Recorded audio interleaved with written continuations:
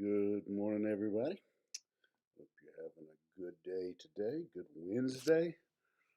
And thank you for taking a few minutes here today. And we'll go ahead and get started. Got a kind of a large section, about 10 verses I want to try to cover in this section of Psalm 77. Again, Psalm 77 this morning.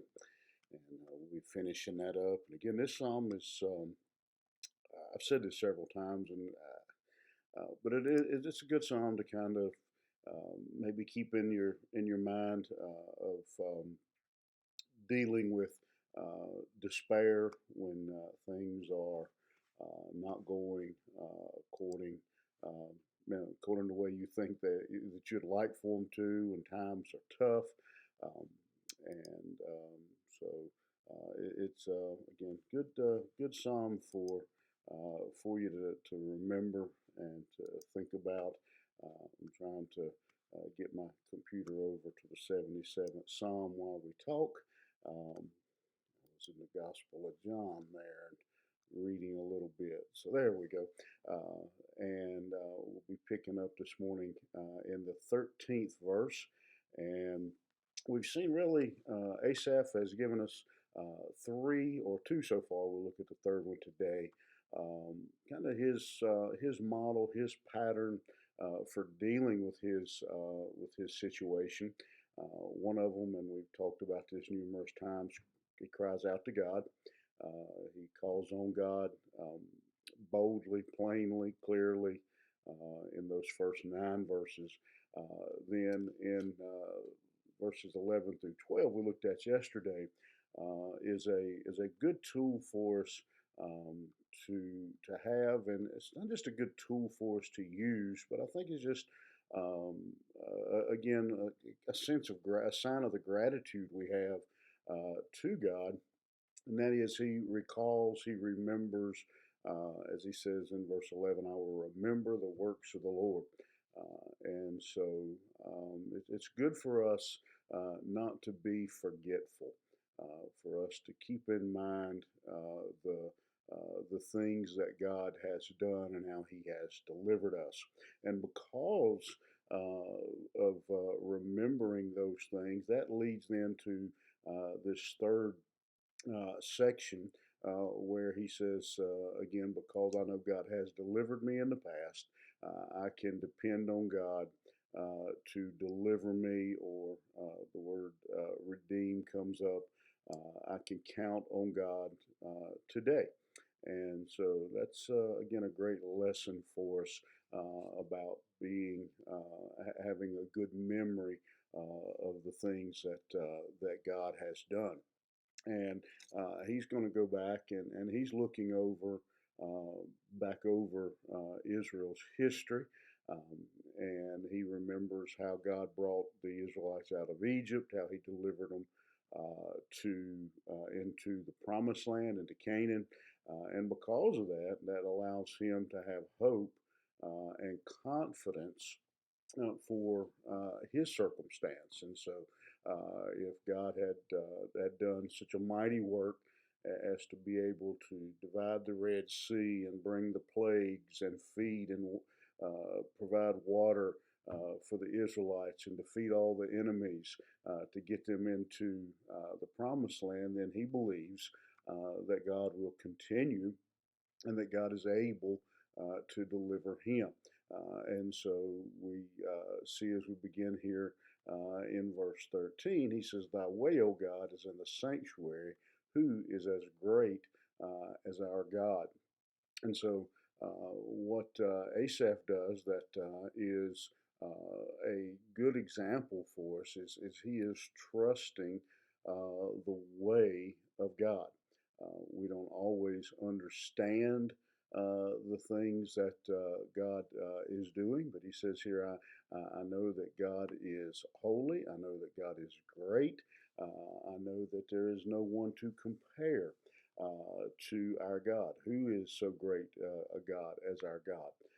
And so he says, I know that I can depend on my God. Thou art the God that doest wonders. Thou hast declared thy strength among thy people.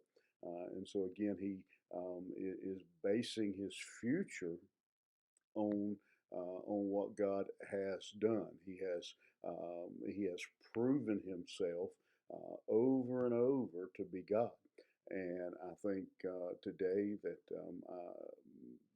those of you who are listening would have to agree with that statement that throughout your life, time and time again, God has proven himself to be faithful. He has proven himself to be true. He has proven himself to be trustworthy, and that he has shown himself to be God, the one God, the living God, the powerful God, who is able to do miracles, who has great power. I think, again, to back up to that statement in verse 13, who is so great a God as our God? If we are honest this morning, we have to say that the things that God has done, as the song says, great things He has taught us, great things He has done.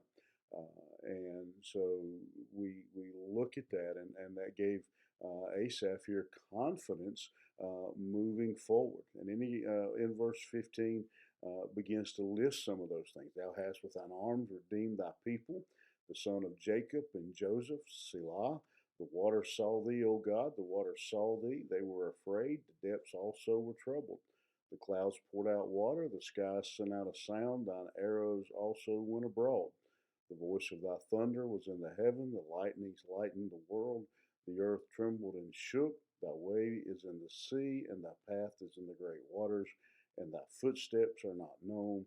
Thou leddest thy people like a flock by the hand of Moses and Aaron. And so, again, he's still doing some of that reflecting, as he said in verse 11, that I will remember the works. And because of that, he says, I look at that and I know that if God could redeem Israel, and that's the phrase he uses there, he redeemed Israel and brought them out of the promised land, or out of Egypt into the promised land. He talks about how the seas were afraid. That's referring to the dividing of the Red Sea, and how he brought the Israelites across the Red Sea, how he brought rain to bless them, the thunder, the lightning, that all the things that he's again, this whole section is referring basically back to everything that God had done, bringing Israel out of Egypt. And then he says something in verse 19 that I really want to draw your attention to. He says, "Thy way is in the sea, thy path is in the great waters." Notice he doesn't say he leads them around the water, or he leads them around the trouble. He leads them through that problem. The Lord is my shepherd, I shall not want. The 23rd Psalm says what? He leadeth me. Even in the valley of the shadow of death. He doesn't lead you around it. He leads us through the valley.